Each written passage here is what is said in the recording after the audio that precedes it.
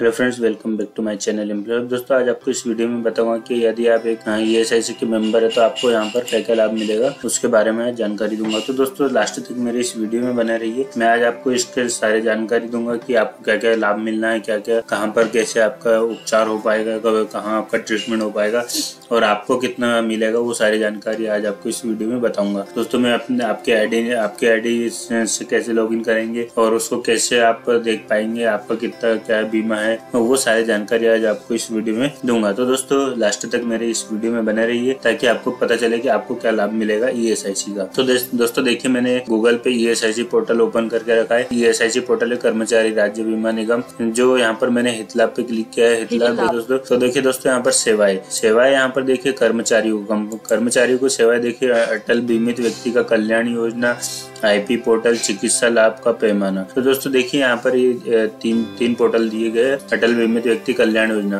तो दोस्तों ये सारी योजनाएं चल रही है यहाँ पर आपके कर्मचारियों के लिए। यदि आप एक कर्मचारी है तो, और यदि नियोक्ता है तो यहाँ नियोक्ता पे क्लिक करेंगे तो आपको यहाँ पर सारी जानकारी दी जाएगी। तो दोस्तों देखिए, यदि आप एक कर्मचारी तो आपको क्या लाभ मिलेंगे। तो देखिए दोस्तों, यहाँ पर फर्स्ट में दिए गए चिकित्सा हित लाभ। बीमाकृत व्यक्ति और उसके परिजनों को बीमा योग्य रोजगार में आने के दिन से पूर्ण चिकित्सा देखरेख प्रदान की जाती है। एक बीमाकृत व्यक्ति और उसके परिजनों के ऊपर उपचार पर व्यय की कोई अधिकतम सीमा नहीं है। सेवानिवृत्त और स्थायी अपंग बीमाकृत व्यक्तियों और उसके पति पत्नी को रुपए 120 के सांकेतिक वार्षिक प्रीमियम पर चिकित्सा देखरेख प्रदान की जाती है। तो देखिए दोस्तों, जो चिकित्सा हित लाभ है वहाँ पर जो बीमाकृत व्यक्ति है उसको, यदि आप जो रोजगार में है, यदि अभी आप तो रोजगार में यदि आपको कुछ हो जाता है तो पूर्ण जो आपकी चिकित्सा है, जो भी आप हॉस्पिटल जाते हैं तो जो सारी देखरेख प्रदान की जाती है वहाँ पर। और यदि आपके सेवानिवृत्त और स्थायी अपंग हो जाते हैं आप, तो आपको यहाँ पर पति पत्नी के रूप में 120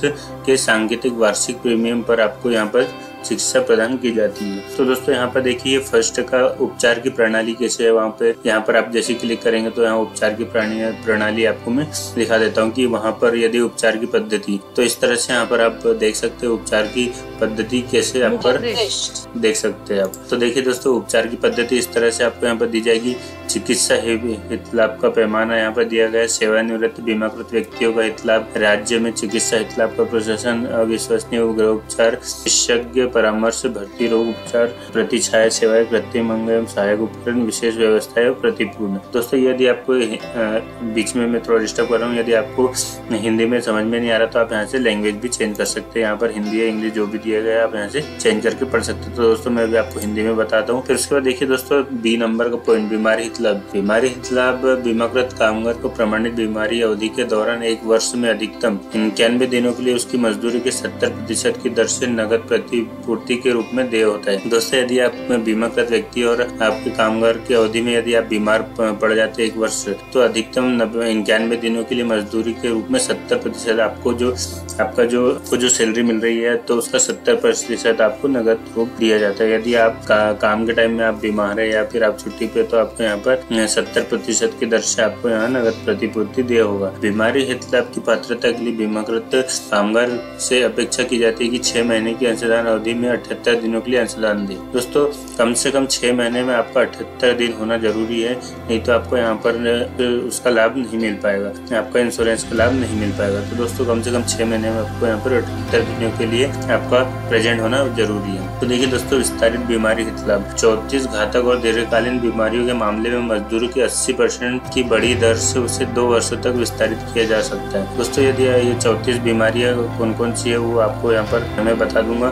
तो दोस्तों, उस समय आपको 80% की दर से आपको 2 वर्षों तक यहाँ पर मजदूरी दी जाएगी। उसके बाद वर्णित बीमारी हित लाभ धारा यहाँ पर दिया गया है। यदि इसके अलावा बीमाकृत व्यक्तियों द्वारा वैद्यकरण कराने पर वर्धित बीमारी हित लाभ पुरुष और महिला कामगारों को क्रमशः 7 दिन 14 दिन के लिए पूर्ण मजदूरी के बराबर देय होगा। तो दोस्तों देखिए, यहाँ पर सारी जानकारी दी गई है। आप यहाँ से मातृत्व हित लाभ, यदि आप एक गर्ल्स है तो आपके लिए क्या है। मातृत्व हित लाभ पूर्ववर्ती वर्ष में 70 दिनों के अंशदान देने की शर्त के अधीन प्रसूति गर्भावस्था के लिए मातृत्व हित लाभ पूर्ण मजदूरी दर पर 26 सप्ताह के लिए अदा किया जाता है, जिसे चिकित्सा परामर्श पर 1 और महीने के लिए बढ़ाया जाता है। तो दोस्तों, यदि आप एक मातृत्व है, यदि आप एक गर्ल्स है तो आपके लिए यहाँ पर ये जरूर देख लीजिएगा ताकि आपको जानकारी रहे इस बारे में। तो दोस्तों आप भी यदि कोई है तो आप अपनी पत्नी का या फिर गर्ल्स है तो गर्ल्स का और आपकी पत्नी है तो आप पत्नी का नाम ऐड करवा लीजिए, तो उसको यहाँ पर इसका लाभ ले सकते हैं। अपंगता हित लाभ,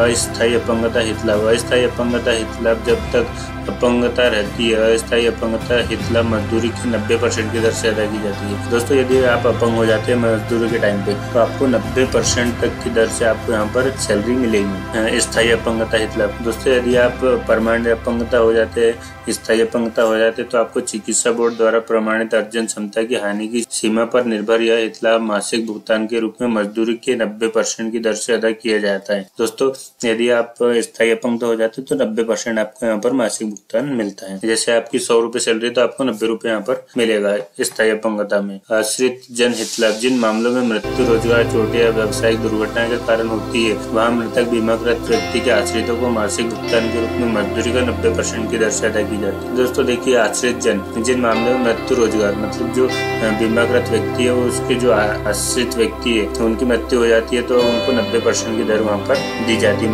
मतलब आपकी सैलरी का 90% दिया जाए। अन्य लाभ, अंत्येष्टि व्यय। तो दोस्तों देखिए बीमाकृत व्यक्ति का अंतिम संस्कार करने के लिए संबंधियों को 10,000 तक का भुगतान करना होता है। प्रसूति व्यय। किसी बीमाकृत महिला या बीमाकृत व्यक्ति को उसकी पत्नी की प्रसूति उस समय पर होने के मामले में जहाँ जो योजना दी गई है और आप भी योजना के अंतर्गत आवश्यक चिकित्सा उपलब्ध नहीं है। तो देखिए दोस्तों यहाँ पर ये सारी जानकारी है, आपको यहाँ पर 10,000 रुपये मिलती है, ये आप जरूर अपने फैमिली को बताइए। तो दोस्तों यहाँ पर देखिए ये जानकारी बहुत सही है, जो आपको यदि बीमा कट रहा है तो आपको ये जानकारी होना जरूरी नहीं है तो आप इसका लाभ नहीं ले पाएंगे। तो दोस्तों देखिए व्यवसायिक पुनर्गठन, पुनर्वास भत्ता, बीमाकृत की शारीरिक निःशक्तता की स्थिति में आपको पुनर्वास भत्ता भी मिलता है। वृद्धावस्था चिकित्सा देखरेख। उसके बाद राजीव गांधी श्रमिक कल्याण योजना। दोस्तों बेरोजगार भत्ता की यह योजना 1/4/2005 में आरंभ की गई थी। 3 या अधिक वर्षों तक बीमित रहने के लिए जो बीमाकृत व्यक्ति कारखाने संस्थान के बंद होने, छटनी होने या स्थायी असंगतता के कारण बेरोजगार हो जाते हैं वो पात्र होंगे। तो देखिए दोस्तों यदि यहाँ पर आप इस नई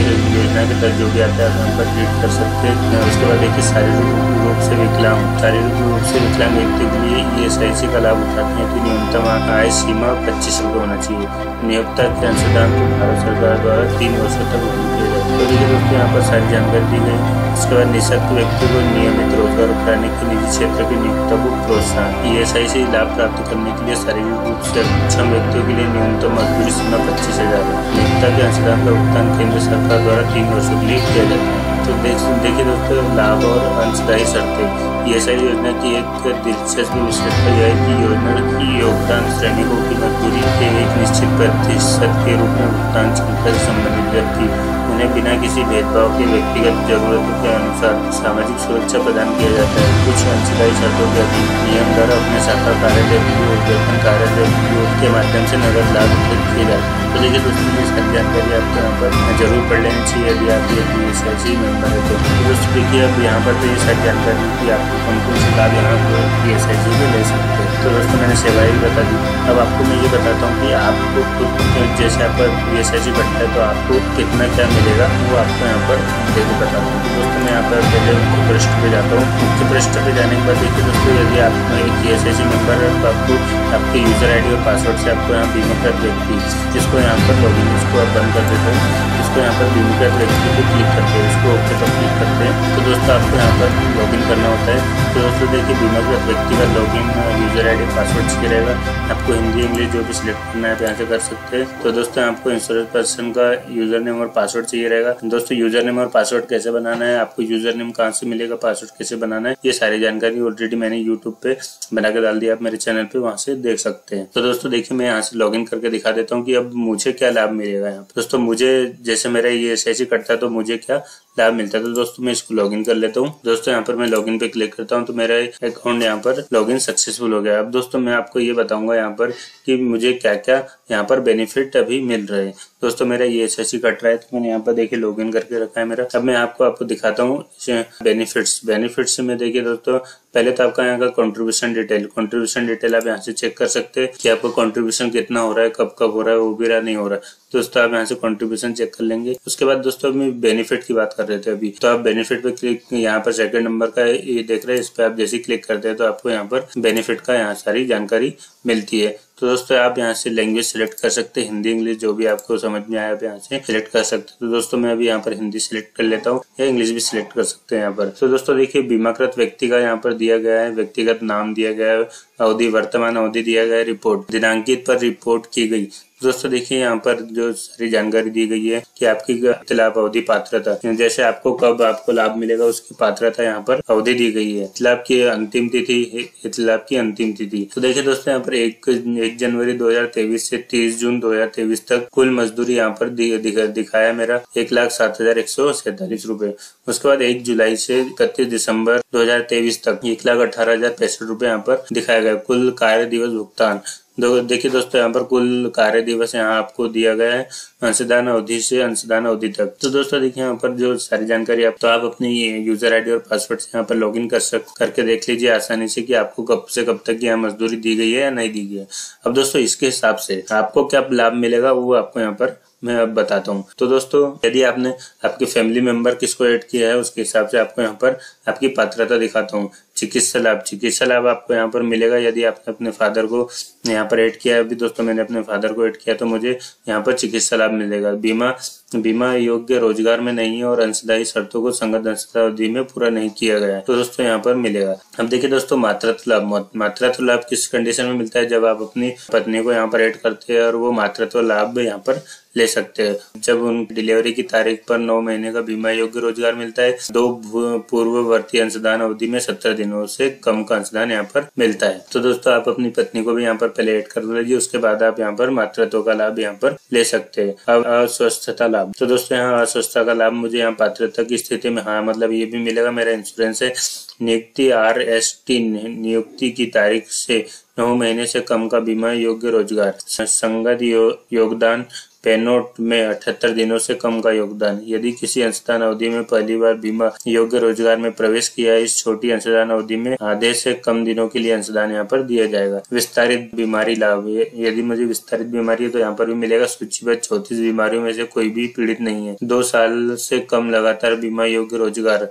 4 अंशदान अवधि, 2 वर्ष में 156 दिनों से कम अंशदान दिया गया। 4 पूर्ववर्ती अंशदान अवधि में से किसी एक में SB के लिए हकदार नहीं है। तो ये दोस्तों यहाँ पर पात्रता की स्थिति जहाँ हाँ लिखा हुआ है वहां पर मुझको ये सारी यहाँ पर लाभ के लिए पात्र हूँ मैं। तो दोस्तों यहाँ पर देख लीजिएगा परिवार की सुपर स्पेशलिटी, यदि आप कौन कौन से के लिए पात्र है, कौन से आश्रित लाभ, अस्थायी विकलांगता लाभ, GST के पात्रता, या फिर जो भी आपको यहाँ पर जो हाँ लिखा हुआ है वो आपको यहाँ पर पात्रता की स्थिति यहाँ पर देख लेनी है। लाभ के प्रकार यहाँ पर दिया गया है। लाभ के लिए पात्रता के संबंध कारण यदि पात्रता की स्थिति नहीं है तो दोस्तों यहाँ पर ये जानकारी दी गई। यदि आप इससे कम है तो आपको यहाँ पर इसका लाभ मिल सकता है। तो दोस्तों इस तरह से आप अपना खुद का भी जो SIC करता है तो आपको क्या क्या लाभ अभी करंट में आपको यहाँ पर लाभ मिल रहा है 1 जुलाई 2031 दिसंबर तक, तो वो आपको यहाँ पर लाभ यहाँ पर शो हो रहे होंगे। तो दोस्तों यहाँ से आप अपना लाभ जो भी आपको लाभ मिल रहा है वो आप यहाँ पर देख सकते हैं